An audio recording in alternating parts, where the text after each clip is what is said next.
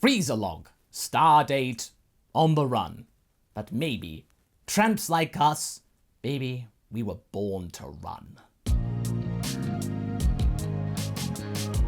Hey guys, MasakoX here.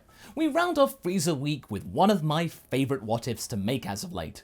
It's a story, which at first seemed quite preposterous, but over time has slowly evolved into its own thing, which is in keeping with the subject matter on display here. Channeling some 1998 space opera anime vibes, we are heading into the world where the Cold family are basically the subject matter of this story, and the Dragon team themselves have been sort of kicked to the curb in a way.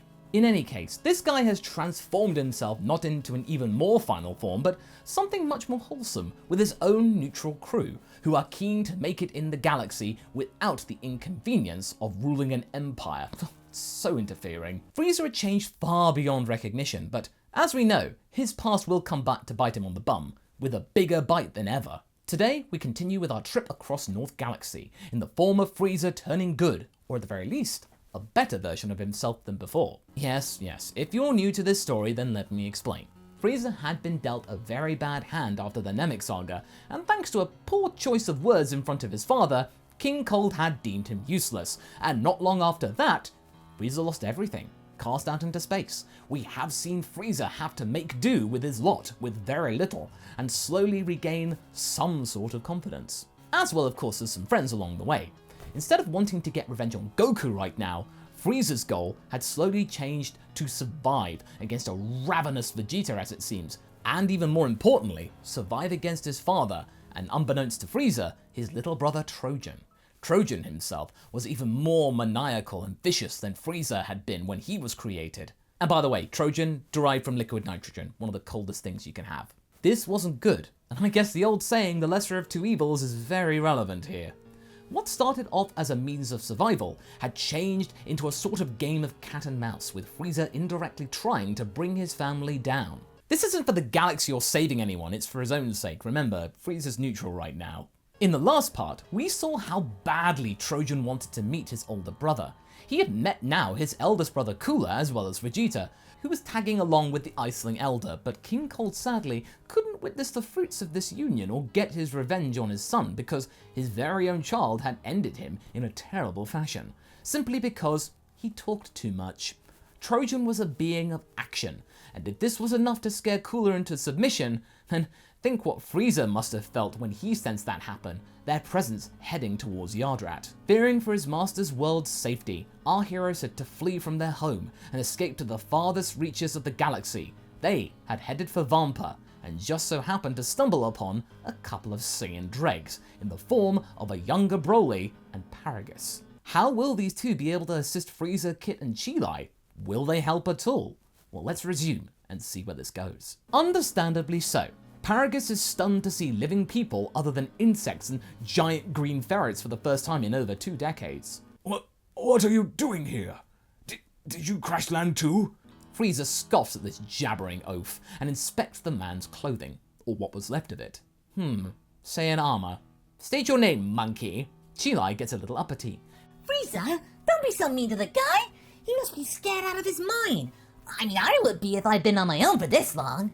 This changes Paragus' tune considerably.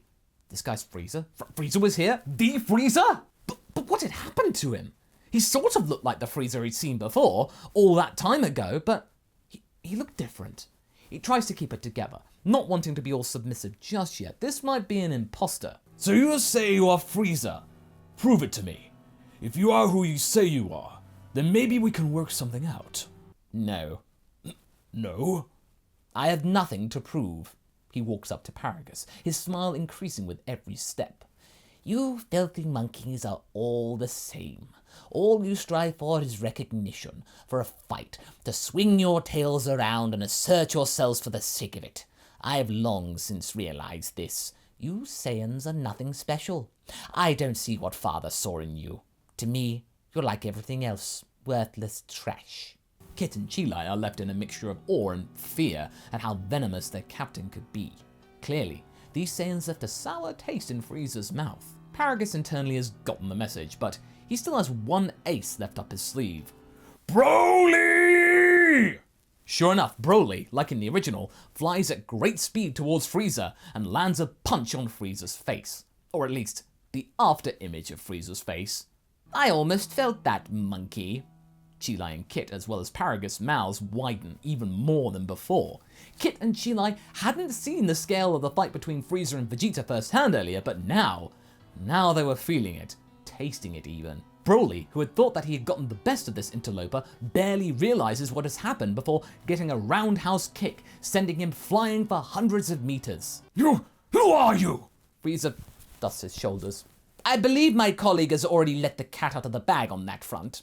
But yes, I am Frieza. Paragus kneels frantically and begs for forgiveness, to which Frieza just waves aside, stating that he doesn't care for that sort of thing anymore. That part of his life was behind him. However, before they can carry on with their supposed briefing, they are reminded pretty handily about Broly, he's still a thing, who's getting angrier and angrier with being pummeled. Broly, that's enough!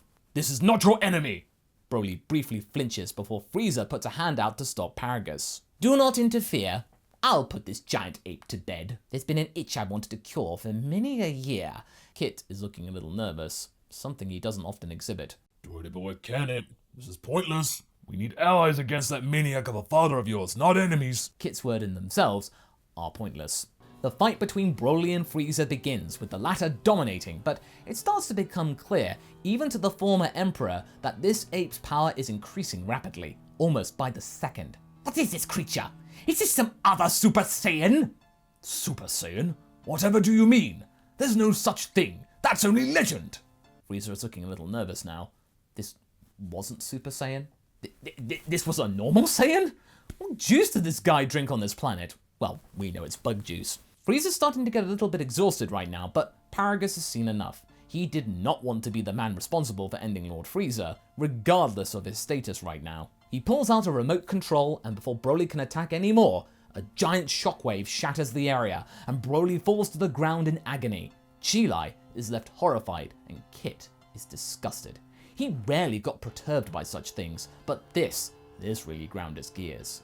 Father, more like keeper. Chilai hides behind Kit, and as for Frieza, good, you can tame that creature. It's a little barbaric for my initial taste, but you seem to be useful enough. Here's the thing. I have a father who is after my very life, and your son might be the ticket I need to put an end to his reign of terror and warrant for my life. You help me erase my enemies, I will make it worth your while. Paragus would gladly take any ticket off of this dump, but he chooses not to be too willing with this now former emperor. I see. Well, we shall accept your proposal, on one condition. Oh, in a position to bargain, are we? Enlighten me. Take us to a new world. We do not wish to be your lackeys when all of this is done. Frieza mulls this over and nods, looking to his friends, and then back to Paragus. Deal. It matters not to me. If I can't rule as I once did, then nobody shall. I think I know just the place for you. There are a few Saiyans there, even. But more Saiyans survived? I can take us there in no time, and then maybe you and your brat can start being useful. One Saiyan in particular would be of great interest to you. With that, Paragus and the slowly recovering Broly are taken to the ship, and Frieza prepares to do the largest instant transmission jump he's ever had to do. Kit, as you know, Kit doesn't like this and he's bracing himself. Why can't we just fly? Meanwhile, Cooler, Trojan, and Vegeta have arrived at the supposed location of Yardrat, only to find nothing but a pile of asteroids. Trojan is looking confused. There's nothing. Who did this? Monkey, explain yourself. It makes no sense. Cooler rolls his eyes. In his mind, he had seemingly picked a dud of a Saiyan companion, and Trojan will soon have a tantrum with the monkey being his target. Oh no. Be honest, Vegeta.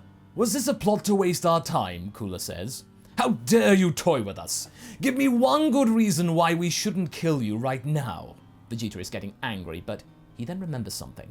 Those Yardratians, they were a bunch of tricksters. Perhaps this might be one of them. Fire a blast over there. He points to a spot of asteroids. Trojan is looking annoyed. There's nothing to aim at. Are you blind as well as dumb? Just do it. Trojan angrily tuts and orders a scared Mook to fire a ship laser in that direction. Sure enough, what should have gone just straight through into the abyss of deep space stopped. It connected with something. Something was there. The beam struck true. There, I told you. Now let's head down there and find Frieza. Trojan's got a grin on his face. He isn't listening to Vegeta. He then blasts the nearest window, sending some of his minions out into space, and he himself flies out and readies himself. What is he doing? Shouts Vegeta. Cooler knows what's about to happen and closes his eyes, turning away so as not to witness. Trojan is grinning with glee. You think you could hide from me, brother? Well, you cannot. I shall prove to you now that I was father's favorite. This is your oblivion! Kia! He fires a gigantic ball of ki at the planet's supposed location, and for a split second, the planet shows itself before exploding. Trojan, like his brother did in front of Planet Vegeta all those years ago, congratulates himself. I did it! I did what father could not in record time! This is magnificent, brother! Brother dear, come watch! Frieza is no more! Isn't this what you wanted? Did I make you proud, brother? With the blast shield shuttering the cockpit and pressure returning to normal, Cooler is just left stunned. Vegeta realizes now what he'd done, collapses to the floor. Cooler scowls at him. Foolish primate. Did you seriously think that freak would just grab Frieza and leave these creatures in peace? Normally, Vegeta would have reacted to that insult, but now he had the blood of the Yardratians on his hands. Sure enough, Frieza felt this. The craft then came to a rest on Earth. Before they had left Vampa, Frieza was keen to show Goku who was boss. But now that he actually arrived on the planet, a second later, Frieza's plans had changed. His robotic fist clenches. It clenches so hard that oil is seeping out of the casing. Frieza? What's happened? Mutters Chilai. They're gone. They're all gone. It's all my fault. Frieza sheds a solitary tear and then roars with anger, that golden aura from before, overwhelming the bridge like a solar flare. Vegeta, you will pay for this! Sure enough, this blast of power had caught the attention of everyone on the planet. The Dragon team, who had just about gotten Goku back to his house, were now heading for Jiro's lab, where he was heading to activate 17 and 18. Everybody stops. Piccolo mutters. No way. Is that Frieza? Trunks is aghast. It must be. Why is he here now? Krillin rounds on him. It doesn't matter right now. Now we gotta deal with that maniac on top of these androids. Some time traveler you are. Tenshinhan then exclaims. He's moved again. He's heading for Goku's. He's already there! Gohan is terrified. Dad, we gotta go help! It's too late. We can wish Goku back with the Dragon Balls, but right now, we need to stop Jiro. At Goku's house, Yamcha and Chi-Chi are tending to Goku, who instead of being bedridden, is now just resting in a chair, trying to heal himself as fast as possible and get back in the game. But thanks to his overuse of it over the training period, it's not really working. Suddenly, he can sense Frieza outside the door with some other people. Yamcha, I need you to help. Keep Frieza away from me. Yamcha gulps and tries to do his best, but Frieza just opens the door, picks Yamcha up, and tosses him out of the open doorway before looming over Goku in his chair. Monkey. Goku doesn't look at Frieza. Instead, he closes his eyes and aims a weakened fist in his enemy's direction. It connects, but only because Frieza had grabbed it. Kit, Chilai, Paragus, and Broly, who are holding back a confused Yamcha, are expecting Frieza to enact his revenge. Now, I have finally seen sense. Huh? What? Before he can respond anymore, he can feel a familiar sensation coursing through his body. He was being healed. Frieza was healing him. In just a few seconds, Goku was back up to full power, but still utterly astounded. So was everybody else. Now, I can already hear some of you saying, wait a minute, Masako, he was perfecting the art of cloning in the previous part. Well, this doesn't make any sense. Why did he suddenly change it? Well, I think it might be starting to become a little bit obvious to you over the past couple of parts. Frieza, not really one for making friends, was starting to change his tune. You do tend to change your tune after spending a lot of time with these two, and then proving quite useful. So Frieza decided one day to make a decision. Things started to change when things got to him. He realized that he might be dogged for the rest of his life, and if these two decided to tag along with him for the duration of it, or for long as they would live, then he'd actually have to have some kind of protection for them they aren't exactly strong. He is kind of carrying them on that front. Therefore, he decided to change the focus of his training in terms of the traditional Yardratian stuff from cloning to healing. That way, he could be safe in the knowledge that if they were to get in a scrap, he can actually quickly do something about it on the fly. So I hope that actually clears some things up for you. And most importantly, Frieza does care for them. Just, he's very subtle about it. Or at least tries to be. Chi-Chi runs to her husband and bear hugs him. As for the Dragon team, they felt Goku's energy return to normal, and are equally astounded, but still focus on Jiro. It seems like Goku's going to join them soon then, I guess? You mean you've been to Yardrat? That's right. How are they doing? I've not been able to check on them lately, and since feeling sick and stuff, I couldn't really sense them, but you know, what's up? Frieza? Frieza's looking sickened. Kit pipes up. I think what my boss is trying to say is, they're gone. Gone? How? Chi Liao is starting to feel the impact of this and is welling up. Vegeta, he did it. Goku is equally sideswiped. No way, it can't be. Vegeta wouldn't do that. Why? I don't know. Frieza just is looking really, really remorseful right now, and he's actually starting to well up. Goku, help me. This time, unlike before on the Frieza ship, Frieza was telling the truth, it seems. Goku then turns to Paragus and Broly. Who are these guys? They are monkeys, just like you. The tall one is quite prodigious, but frightfully inelegant. I need your skills in that martial arts stuff of yours to get him ready to face Vegeta and whoever he is shacked up with. Paragus shakes Goku's hand and comments that his hair reminds him of a Saiyan prodigy back in the day named Bardock, he thinks? Broly then follows suit, being guided by his father. Son Goku, nice to meet you. I am Broly. Goku spots the collar and asks why it's there. Paragus comments it's to control his son from getting out of hand. Goku nods, and without warning, grabs it and smashes it in his hand. What? What are you doing?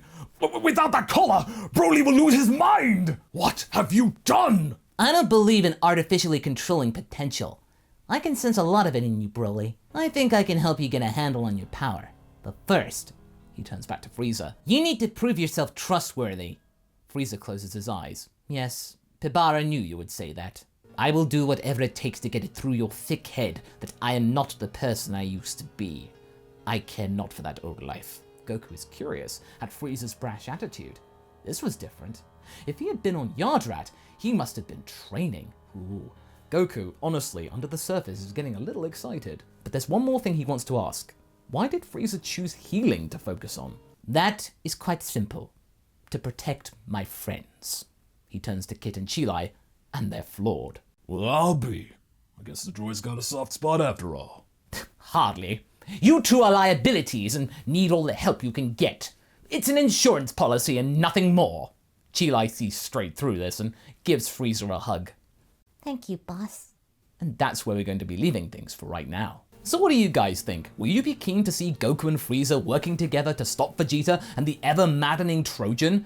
Will Trojan allow a confrontation to even happen, or just blow them up? Leave a comment below, and let's get this discussion going. And I shall see you in the next video. Catch you later!